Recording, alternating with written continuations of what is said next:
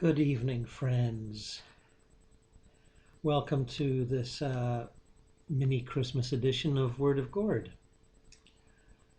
It's December the 25th, 2015. And from where I sit, it's been a pleasantly warm day. And this endless autumn of the Northern Hemisphere seems to be continuing.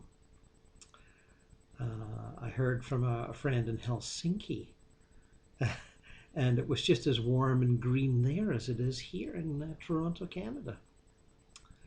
So something funny's going on, I think. Global toasting seems to be continuing. And today I'm going to indulge myself and you in a sort of multidimensional greeting card. I've made lots of spirit contacts, as you know, one way and another over the last few years. And I've done a lot privately, of course, that have never wound up on YouTube at all. But it crossed my mind yesterday that perhaps we should inaugurate. And I know there's lots of you out there can do this, whether you choose to put it on YouTube or not.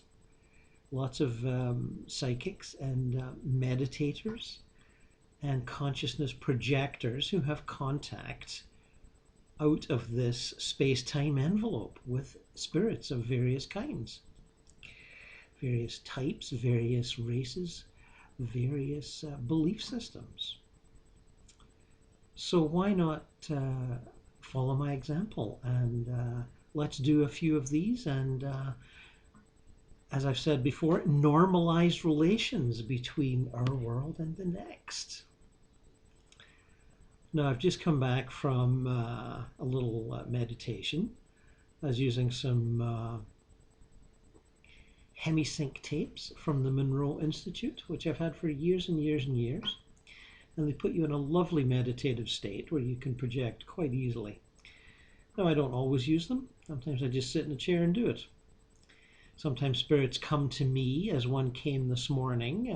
The mother of my, the deceased, quote-unquote, deceased mother of my ex came by to say hello and spread the goodwill of Christmas.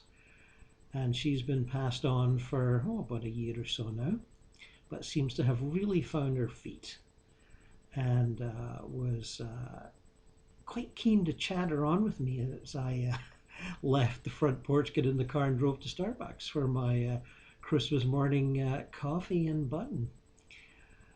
And I thought, well, that's interesting. We'll continue on with that.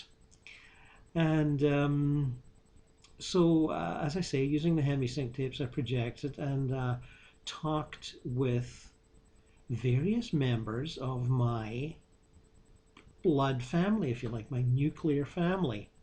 My mother and father, both long passed on. My father particularly has been over in the other world for nearly 50 years. My mother for about 10. And some other family friends of their generation who are firmly ensconced in their heavenly life, and exchanged glad tidings and greetings with them, and got a few inquiries as to my own personal life and how it was going. You know, that sort of thing, as if you might just be driving a few blocks to another part of town or the next town and chatting with your family members. Much the same.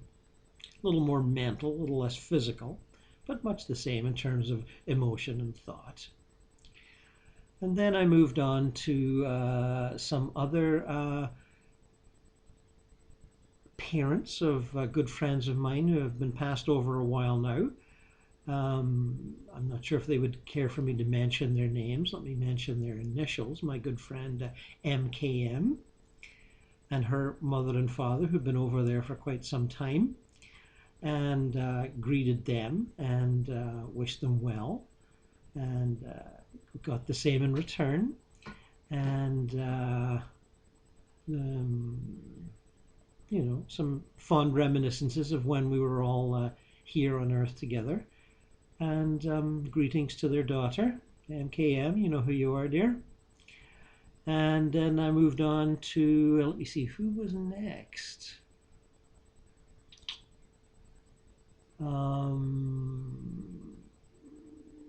SEW, you know who you are.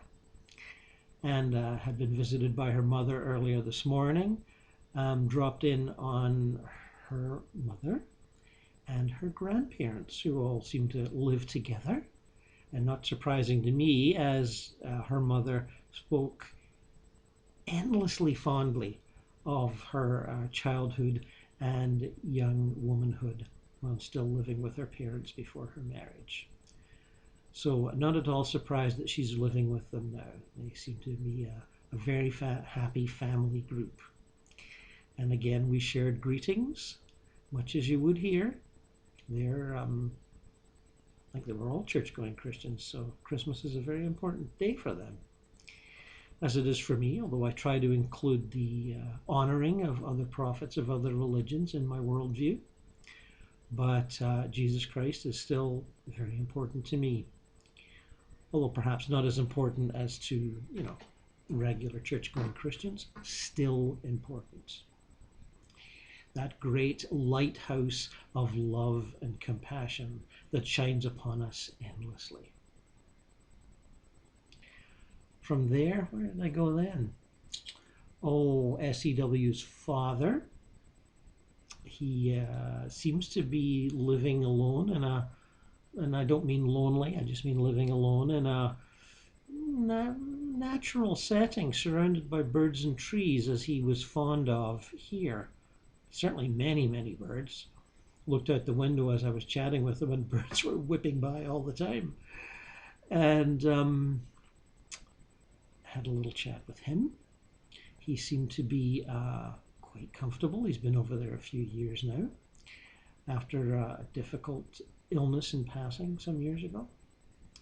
And asked to be remembered to all his family, the ones that I'm in touch with anyway, not in touch with them all. And his still living wife, again, I'm not in touch with her much, but I can pass greetings along through others, which I will do. And then let me see, did I do with any other? I thought, oh no, let's go a little international here. Let's go to the famous dad.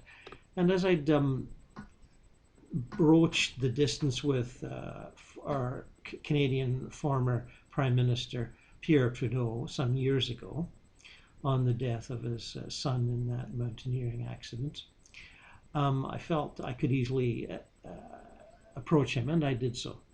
And he was in fine form, as all many Canadians will remember from his many witty and insightful interviews on television over the years. Just watch me, he would say from time to time. And just watch him we did. And for those of you who are not Canadian, you might be intrigued to know, if you haven't read in the papers, our current Prime Minister, Justin Trudeau, is his son. So I asked him about that, and he said, well, of course he was proud as proud could be, and taking a great interest in his son's prime ministership, even though it's still early days yet. And bursting with pride he is, of course. And he sort of winked at me at one point and said, he's got that old Trudeau magic, doesn't he? Classic Pierre. I just loved it. And there was a man in the background who I took to be the Justin's brother, who passed so tragically in that skiing accident, I believe, a number of years ago. And I had not met him before and stepped forward and introduced myself, and we had a little bit of interaction, and he also wanted to say how proud he was of his brother,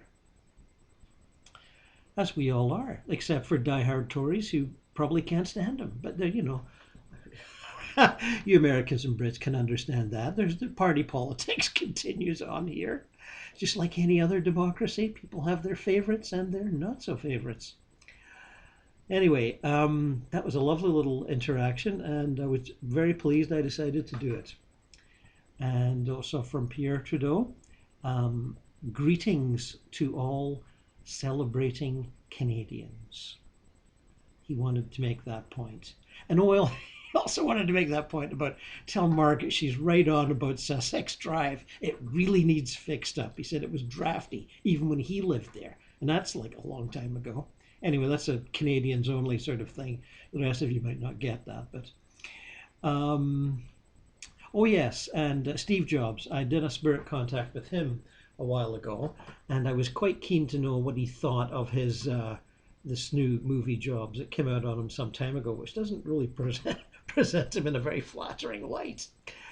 And he said when I got there, dropped in him all of a sudden and kind of surprised him. He seemed to be at work on something, as you can imagine. He's working on electronic stuff all the time now because there's so much more.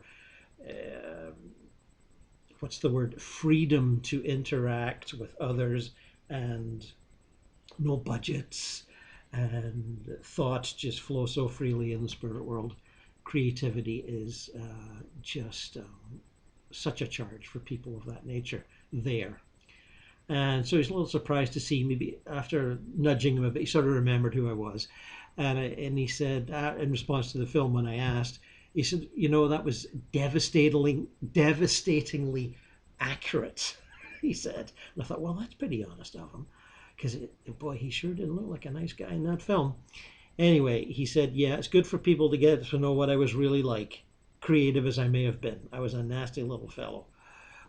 And he says, but I'm mending my ways here in heaven. He wanted to get that across for sure. And he said also they're working on, he's part of a team that's working on yet another, there's been several mentioned over communications over the years, of a sort of trans-dimensional communication device, sort of like a video telephone. It'd be like Skype to heaven, I think, when they get it manifested here on this plane. But he said they are definitely working on it, and he said, don't hold your breath, but it'll happen. So words to that effect anyway. So, a bit more Christmas greetings from him too. And he understood what I was doing. I told him I'd be putting it on the internet. And he said, yeah, good idea. We need more of that. Words to that effect. Anyway, so that's it in a nutshell. A little bit of Christmas, multidimensional Christmas greeting card from WordofGord here. And I hope some of you other psychically attuned folk, try to emulate my little, dash across the water. And so, farewell, friends. God bless all of all religions. May you all live in light and love as much as is possible in this troubled world of ours.